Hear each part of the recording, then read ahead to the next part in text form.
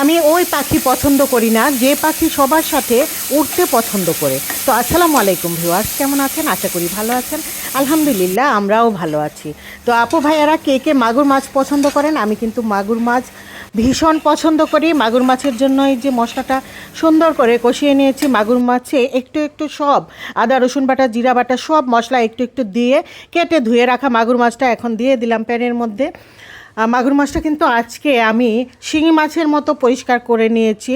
তবে এত একটা শিং মাছ যেরকম একদম সাদা ধবধবে হয়ে যায়, এটা কিন্তু একদম কালোটা উঠে না, তবুও আধা আধা কালো উঠে। এইভাবে উঠিয়ে নিলেই ভালো লাগে। তো মাগুর মাছটাও কষিয়ে নিয়ে তারপর আমি ঝোলের পানি দিয়ে ঢেকে রান্না করে নেব। আর চিকেন রান্না করব এখানে। চিকেনের মশলাটাও সুন্দর করে কষিয়ে নিয়েছি, তারপর চিকেনগুলো দিয়ে দিচ্ছি, তারপর গরম পানির ঝোল দিয়ে চিকেন রান্না করে নেব। চিকেন রান্নায় আমি ধনিয়া বাটা দিয়েছি। কে কে আপুরা ধনিয়া খান? আমি মাঝে মধ্যে মাংসতে, রেগুলার খাওয়া হয় না, মাংসতে মাঝে মধ্যে ধনিয়া বাটাটা খাই। এখানে আদা রসুন বাটা, ধনিয়া বাটা, জিরা গুঁড়া, পেঁয়াজ বাটা, পেঁয়াজ কাটা সব মশলাই দেওয়া, হলুদ গুঁড়া, লবণ, হলুদ গুঁড়া, মরিচ গুঁড়া সব কিছু মশলা দিয়ে তারপর মাংসটা একটু কষানো হয়ে গেলে মশলার মধ্যে তারপর আমি কেটে রাখা আলুগুলো দিয়ে দিয়েছি। দেখা যায় যে মাঝে মধ্যে আলু দিয়ে মাংস রান্না ভালো লাগে খেতে, মুরগির ঝোল খেতে।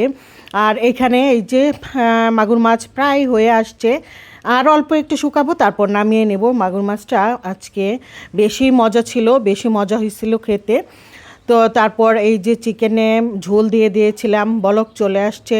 আরেকটু আলুগুলো ভালো করে সেদ্ধ হয়ে গেলে, চিকেনটা ঝোল আরেকটু কমে গেলে তারপর নামিয়ে নেব। চিকেন, মাগুর মাছ, চিকেন আমার এখন আর অত একটা পছন্দ না, কেন জানি চিকেন আর খেতে আগের মতো ইচ্ছা করে না। তো আর ছাদ থেকে কলমি শাক নিয়ে আসছে, এইটা রান্না করব। ছাদের কলমি শাকগুলো আপনাদের সাথে আরেকদিনও শেয়ার করছিলাম আপু ভাইয়ারা, এত মজার আর এত সফট। দেখা যায় এই যে ডাটা সহ বেছে চিকন কুচি করে পোলে দিলে একদম অল্প সময়ে একদম ডাটা সহ সফট হয়ে সেদ্ধ হয়ে যায়, এত মজার হয়। আর এখানে চিংড়ির মশলা কষিয়ে নিয়ে চিংড়ি মাছগুলো দিয়ে দিলাম। চিংড়ি মাছেও আমি সব মশলা একটু একটু দিয়ে সুন্দর করে ভালো করে কষিয়ে নিয়েছি।